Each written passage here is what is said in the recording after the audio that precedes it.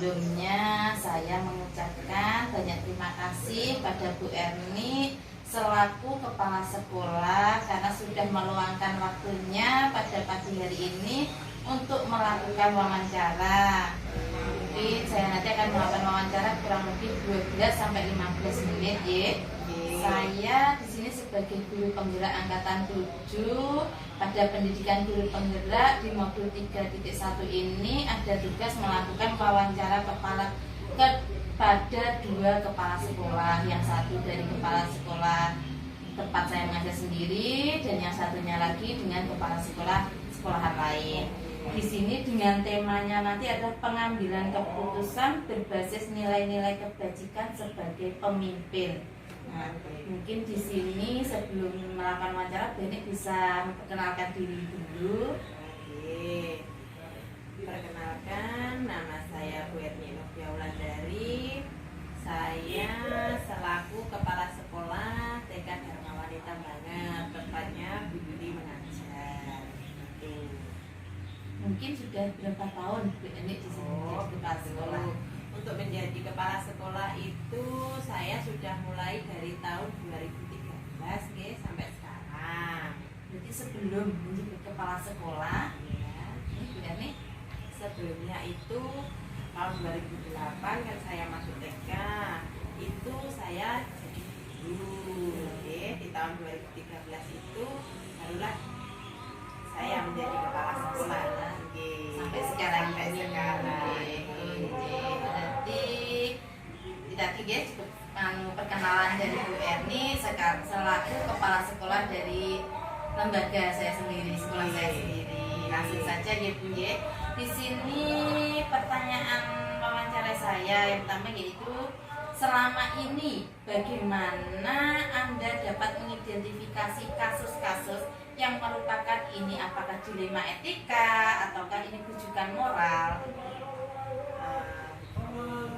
Kalau untuk mengidentifikasi antara dilema etika dan bujukan moral, itu untuk yang agak perlu perhatian, itu yang dilema etika kalau menurut saya ya. Karena dilema etika itu di situ kita harus menyelesaikan masalah di mana di dalam itu sudah terdapat solusi yang benar dan yang paling benar. Gitu ya Bu kan? Ya, kalau yang dilema etika itu kan ada benar dan paling benar. Nah, jadi di situ kita harus lebih berhati-hati. Kita harus lebih lebih teliti dalam mencermati masalah. Jadi dalam mengambil keputusan itu diharapkan kita nanti tidak salah. Antara mana yang benar dan yang paling benar. Jadi kita harus berhati-hati tadi beda dengan bujukan moral ya Bu ya. Kalau di dalam bujukan moral itu kan kita lebih mudah karena di situ kan kita terdapat benar dan salah begitu. Contoh kalau di TK kan biasanya kita ada BOP, di mana di dalam BOP itu kan kita ada pembuatan RKAS dan sebagainya. Nah, kalau di RKAS itu kita sudah menggunakannya sesuai dengan juknis yang ada, itu kan berarti kita benar.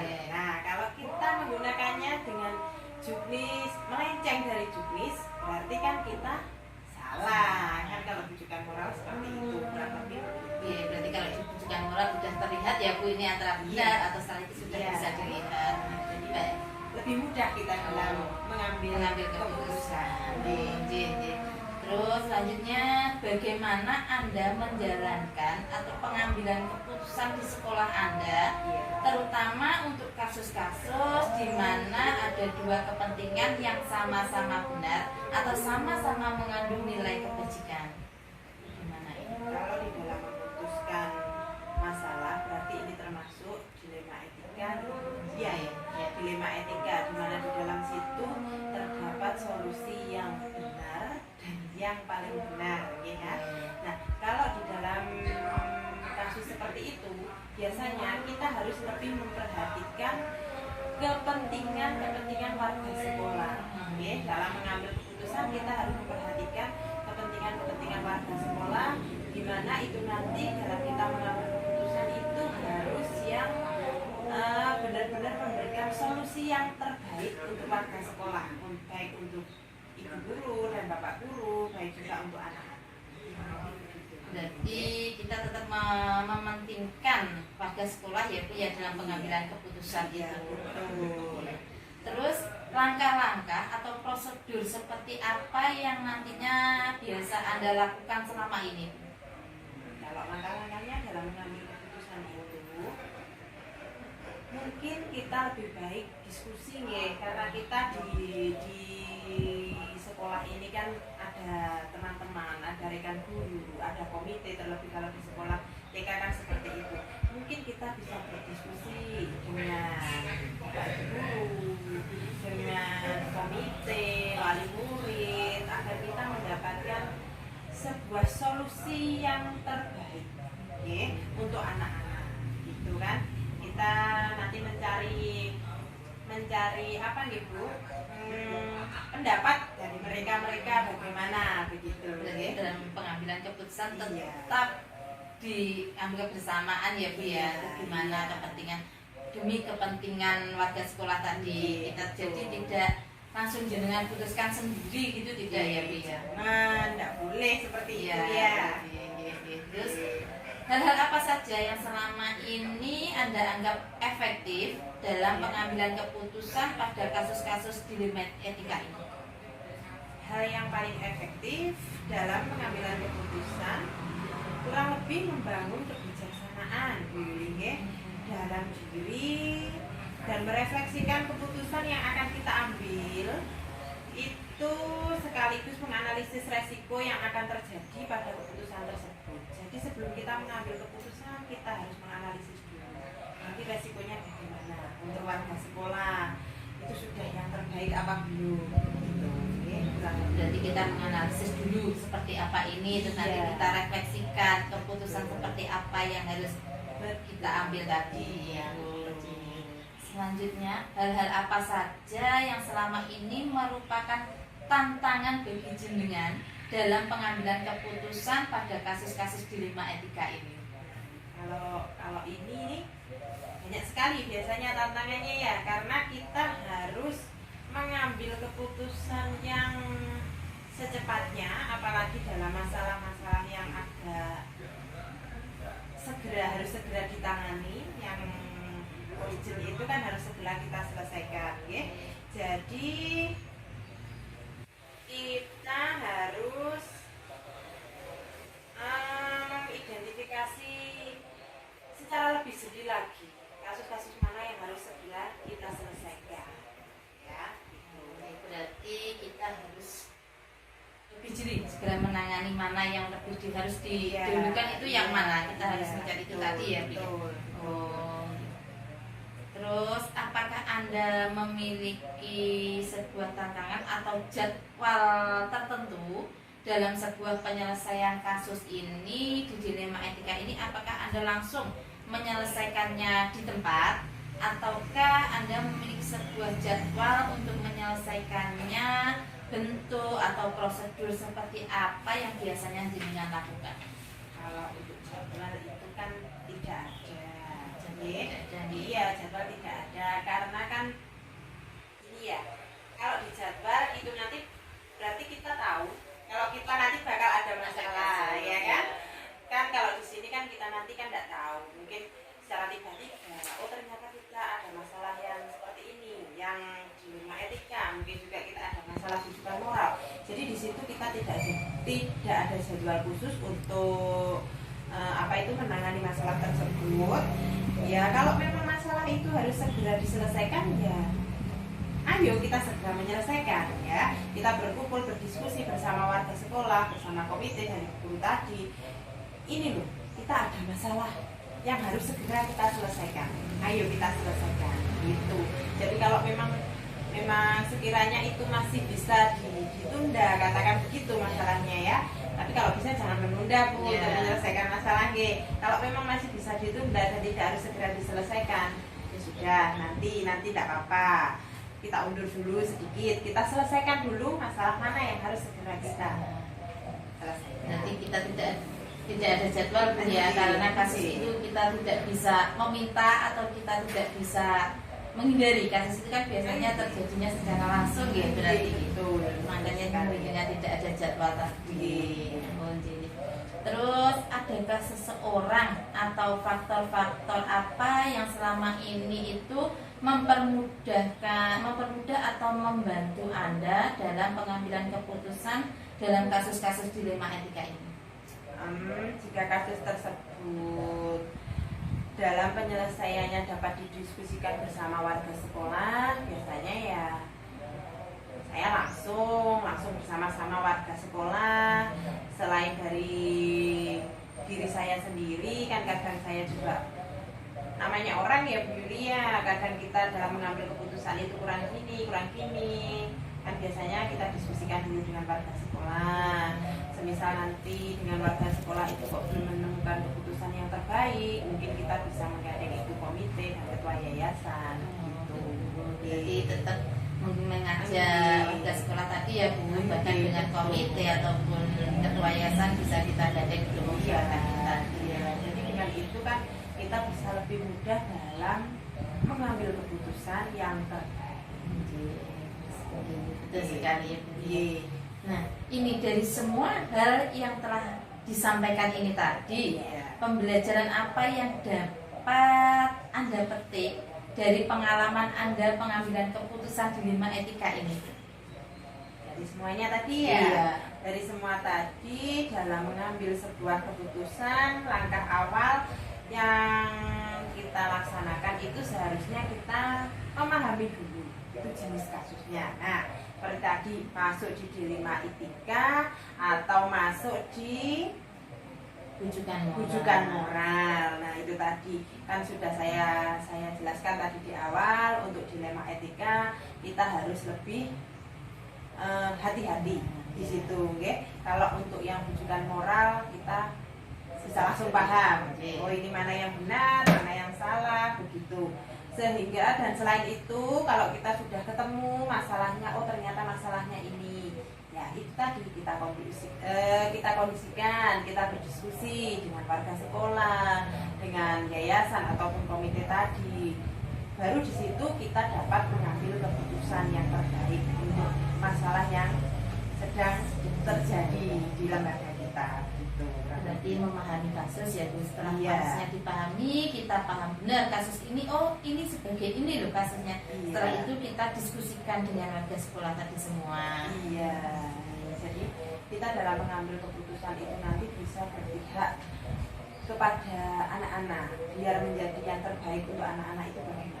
Berarti ini tadi kan dengan kembali lagi ke anak, untuk anak lagi kebaikan anak ke depannya tadi. Jadi masih berpihak pada murid ini tadi gitu bersama-sama. Karena tujuan awal kita kan kita ingin mencari yang terbaik untuk murid kita, untuk peserta didik kita kan begitu.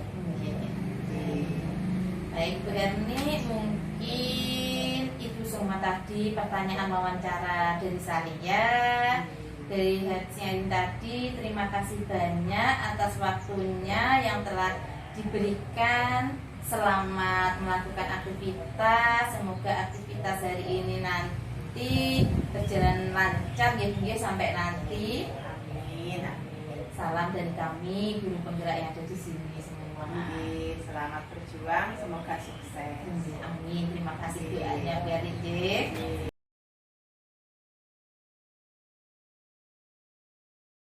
Selamat pagi Bu Endang. Selamat pagi Bu.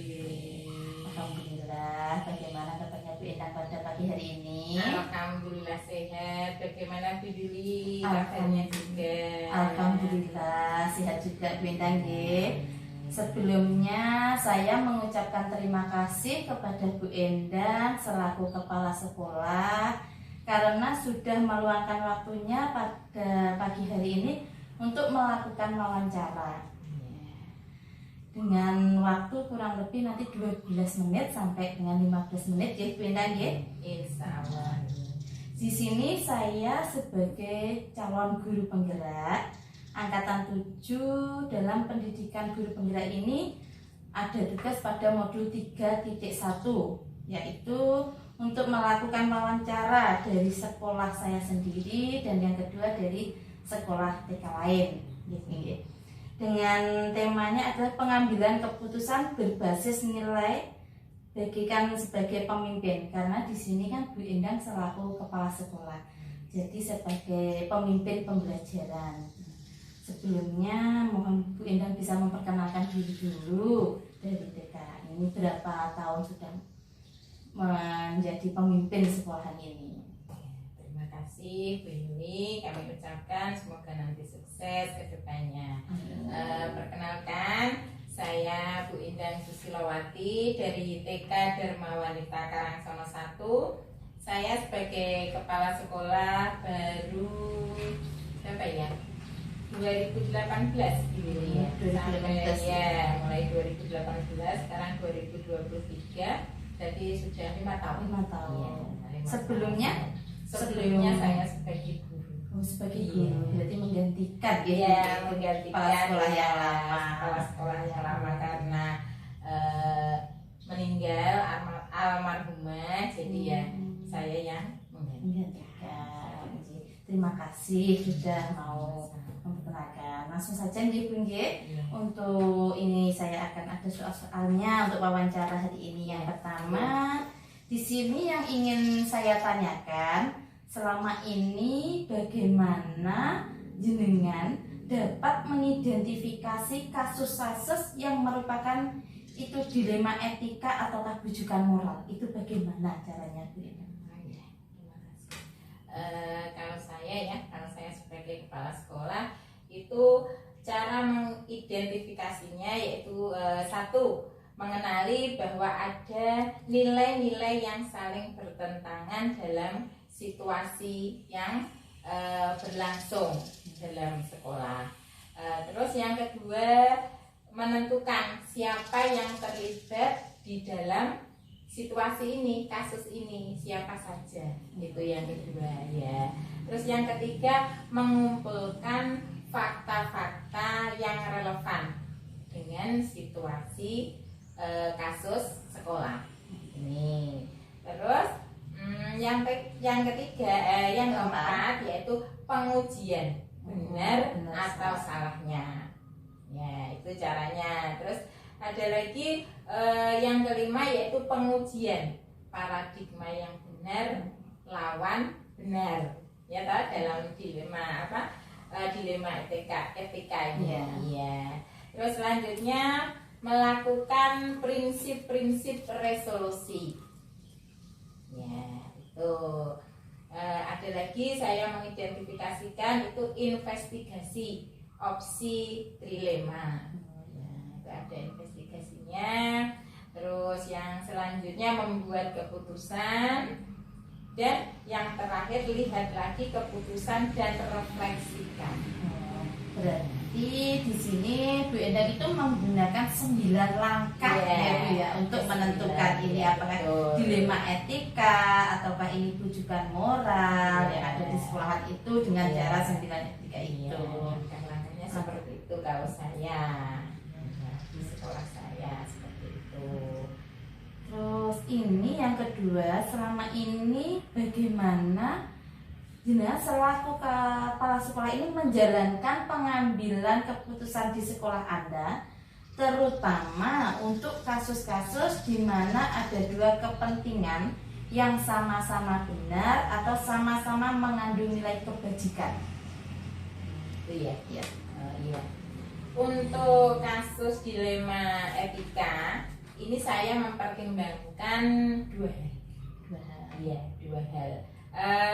Dua hal itu di mana kedua hal itu sama-sama benar. Nah, yang pertama yaitu menganalisis kasus tersebut. Jadi dianalisis dulu kasusnya apakah berpengaruh atau berkepentingan terhadap perorangan atau wali murid atau banyak orang. Ya. Selain itu juga mengandung nilai-nilai kebenaran atau kesetiaan, rasa adil atau belas kasihan, ataukah berdampak pada saat itu atau seterusnya, seperti itu. Berarti mempertimbangkan dampaknya juga ya, Bu, Iya, ya. Dampak untuk mempertimbangkan saat dampak. ini dan dampak untuk Betul. kelanjutannya juga Iya. dipertimbangkan lagi. Iya, betul seperti itu. Iya, iya. Baik, berarti untuk pertanyaan selanjutnya, langkah-langkah atau prosedur seperti apa, Bu, yang biasanya Anda lakukan selama ini?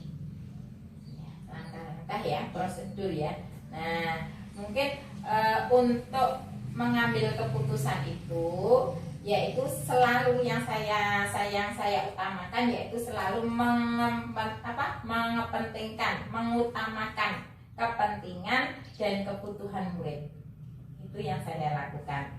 Terus yang kedua, mempertimbangkan dan dengan berdiskusi dengan guru-guru untuk mendapat masukan atau saran-saran. Jadi yang pertama itu dengan mengutamakan kebutuhan murid. Terus yang kedua dengan berdiskusi dengan guru-guru dan agar dapat mendapat saran dan masukan. Berarti tetap mempertimbangkan untuk kepentingan murid itu yang utama ya, Bu, ya. Iya. Selain itu jenengan juga melibatkan rekan guru yang ada di lembaga ini untuk memberikan saran.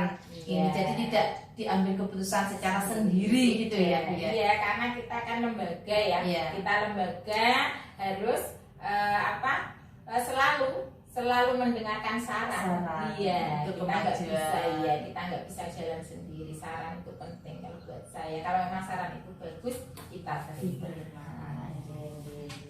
Selanjutnya, hal-hal apa saja yang selama ini Anda anggap itu efektif dalam pengambilan keputusan pada kasus-kasus dilema etika ini? Hal-hal yang paling Yang efektif efektif dalam pengambilan keputusan itu bagaimana? Hal-hal yang membangun. Nah, hal-hal yang membangun kebijaksanaan dalam diri saya sendiri ya, dan merefleksikan keputusan yang akan kita ambil sekaligus menganalisis resiko yang akan terjadi dari keputusan tersebut. Nah, Berarti dalam mengambil keputusan itu kita membangun dulu. Habis itu kita analisis dulu apa toh ini, gitu ya kan? Untuk mengambil keputusan ya. Berarti kita lihat dulu gitu ya, Bun ya. Iya, seperti itu. Iya. Tidak tergesa-gesa Dalam mengambil mengambil keputusan. keputusan karena ini kan melibatkan sekolah, peserta didik kita, seperti itu. Terus untuk selanjutnya, hal-hal apa saja yang merupakan tantangan dalam pengambilan keputusan pada kasus-kasus dilema etika itu? Tantangannya kalau di lembaga saya itu ketika kasus tersebut sama-sama memiliki kebenaran, dan harus diputuskan secara secepatnya. Itu tantangannya. Jadi memang keputusan itu benar-benar penting dan harus secepatnya diputuskan. Itu yang jadi tantangan. Jadi harus berpikir lebih lebih cepat, tapi juga harus tepat. Nah, itu tantangannya ya. Iya, Bagaimana seperti itu. gitu ya? Iya, bagaimana jalan keluarnya keputusannya yang tepat tapi juga cepat dan tepat. Nah, seperti itu. Berarti pengambilan keputusan dengan tantangannya itu bagaimana itu tadi ya, Bu ya? Iya. Maksudnya cepat dan tepat tadi. Iya, seperti itu. Terus ini yang selanjutnya pertanyaan lain, apakah Anda memiliki sebuah tatkala atau jadwal tertentu dalam sebuah penyelesaian kasus dilema etika ini? Apakah Anda langsung menyelesaikannya di tempat atau memiliki sebuah jadwal untuk menyelesaikannya dan bentuk atau prosedur seperti apa yang Anda jalankan nantinya? Kalau dilema etika, ini saya tidak ada jadwal. Tidak. Iya, karena kasus kan nggak bisa ini ada kasus, ini enggak harus dijadwal, enggak. Kasus kan tiba-tiba ada kasus. Iya. Nah, seperti itu. Kita kan harus menyelesaikan saat itu. Iya, jadi kalau saya itu tidak ada jadwal tertentu untuk menyelesaikan sebuah kasus. Dimana kalau ada kasus memang harus diselesaikan, yuk saat itu diselesaikan. Iya. Saya seperti itu. Nah, terus kalau prioritas kasus yang perlu diselesaikan secepatnya itu tergantung dari jenis kasusnya. Ya, jenis kasusnya yang terpenting yaitu tercipta lingkungan sekolah yang sehat, kondusif untuk semua warga sekolah. Berarti di sini tidak ada jadwal ya Bu ya, karena itu tadi kasus itu tidak bisa kita kan biasanya bisa muncul. tidak bisa mengelak. Iya, munculnya kan secara tiba-tiba ya. Iya, seperti itu. Iya, benar sekali. Untuk ini, selain itu, pertanyaan selanjutnya, adakah seseorang atau faktor-faktor apa yang selama ini mempermudah atau membantu Anda dalam pengambilan keputusan dalam suatu kasus-kasus dilema etika itu? Mungkin kalau kasus tersebut sulit ya kan kadang-kadang ada yang sulit, mungkin ada yang mudah. Kalau jika kasus tersebut sulit, dalam penyelesaiannya dapat didiskusikan bersama dengan warga sekolah. Nah, mungkin saya beserta guru, kadang-kadang beserta komite. Nah, itu kan kita saling sharing ya, saling bagaimana baiknya. Nah, seperti itu. Selain itu, dari diri sendiri harus dapat mengelola emosi dengan baik. Saya sehingga dapat mempermudah dalam mengambil keputusan. Ya, selain kita dengan guru, mungkin dengan komite, saya sendiri juga harus menjaga emosi saya, karena untuk mengambil keputusan itu kan memerlukan yang dingin, pikiran yang dingin agar keputusan nanti bisa berjalan dengan baik, keputusannya tepat, terus bermanfaat bagi semua warga sekolah. Berarti jika sulit kita tetap tetap diambil keputusan bersama itu tadi ya. Berarti bersama-sama kita dengan warga sekolah yang ada. Warga sekolah yang ada. Nah, ini untuk pertanyaan yang terakhir ya Bun ya. Dari semua hal yang telah disampaikan tadi, pembelajaran apa yang dapat Anda petik dari pengalaman Anda pengambilan keputusan dilema etika ini tadi? Ini dalam pembelajaran ini yang kita ambil yaitu dalam sebuah keputusan itu langkah awal adalah mengidentifikasikan dulu jenis kasusnya. Nah, setelah itu melakukan pengujian kebenarannya. Nah, setelah itu baru menerapkan prinsip-prinsip yang berlaku. Untuk kasus itu, setelah itu mendiskusikan. Nah, kita mendiskusikan dengan warga sekolah.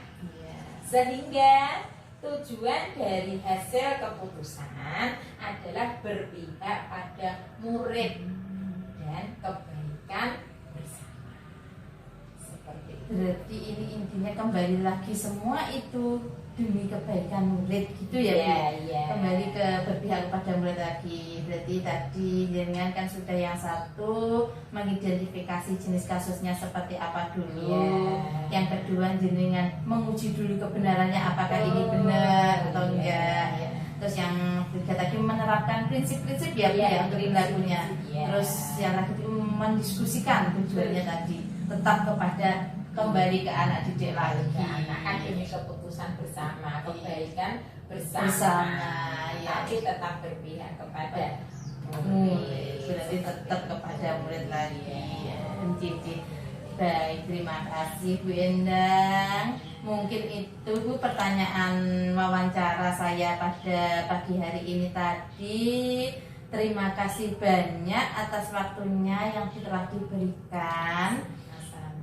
Selamat melakukan aktivitas. Semoga aktivitas panjenengan pada hari ini nanti lancar sampai sore hari nanti. Salam dari kami guru penggerak ya Bu Enda. Iya, sama-sama. Semoga panjenengan nanti sukses, lulus dengan baik dan mendapatkan apa yang panjenengan inginkan yang terbaik.